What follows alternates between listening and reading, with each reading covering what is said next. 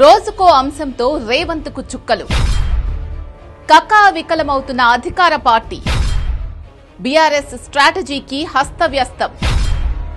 Car వ్యూహంలో Congress విలవిల. Reverse counter ఇవ్వలేకపోతున్న హస్తం party. Jubilee Hills assembly ఎన్నికల ప్రచారం నువ్వా నేనా అన్నట్టు సాగుతోంది. ఎలాగైనా గెలవాలని అధికార కాంగ్రెస్ వ్యూహాలు రచిస్తుంటే బీఆర్ఎస్ ప్రతి వ్యూహాలు రచిస్తోంది. కాంగ్రెస్ కు ఓటమి రుచి చూపించాలని ఉవ్విళ్లూరుతోంది.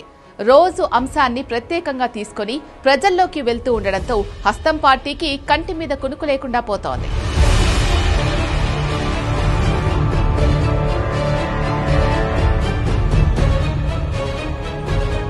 జూబ్లీహిల్స్ అసెంబ్లీ ఎన్నికలు పంతం నీదా నాదా అన్నట్లు సాగుతున్నాయి.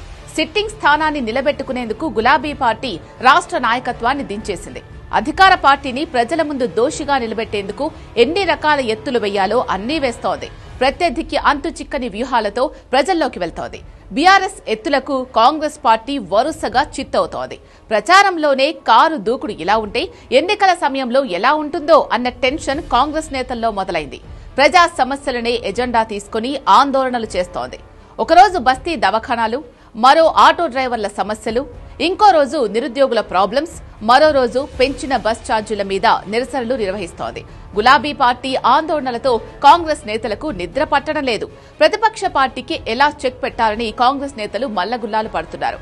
జూబ్లీహిల్స్ లో ఈజీగా గెలవొచ్చని లెక్కలు వేసుకుంటే డామిట్ కథ అడ్డం తిరిగిందని లోలోపల మదనపడుతున్నారు.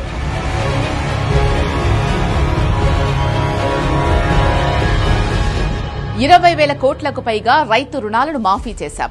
రైతు బంధు అందిస్తున్నాం. మహిళలకు ఆర్టీసీ బస్సుల్లో ఉచిత ప్రయాణాన్ని కల్పిస్తున్నాం అని కాంగ్రెస్ చెప్పుకుంటోంది. తాము ప్రవేశపెట్టిన పథకాలు ప్రజల్లోకి వెళ్లాయని, అవే గెలిపిస్తాయని లెక్కలు వేసుకుంటోంది. అయితే జూబ్లీహిల్స్ నియోజకవర్గంలోని గ్రౌండ్ లెవెల్లో పరిస్థితి మరోలా ఉంది.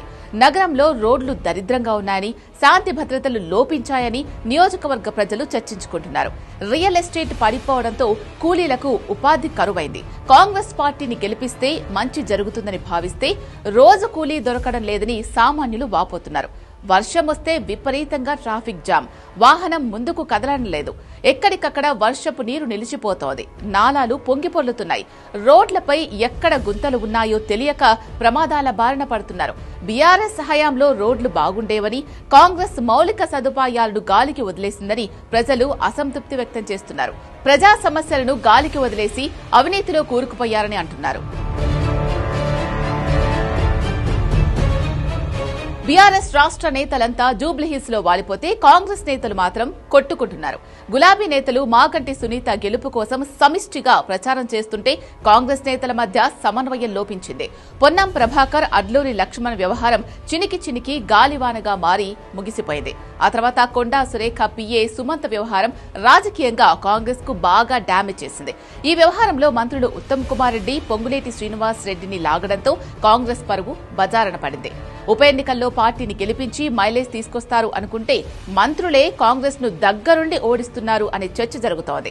ప్రచారంలో కీలకంగా వ్యవహరించాల్సిన మంత్రులు తమకేం పట్టనట్లు వ్యవహరిస్తున్నారు. ప్రస్తుతం జరుగుతున్న పరిణామాలను చూస్తుంటే హస్తం పార్టీ బొక్కబోర్లా పడుతుంది అని సామాన్యులు జోస్యం చెప్తున్నారు.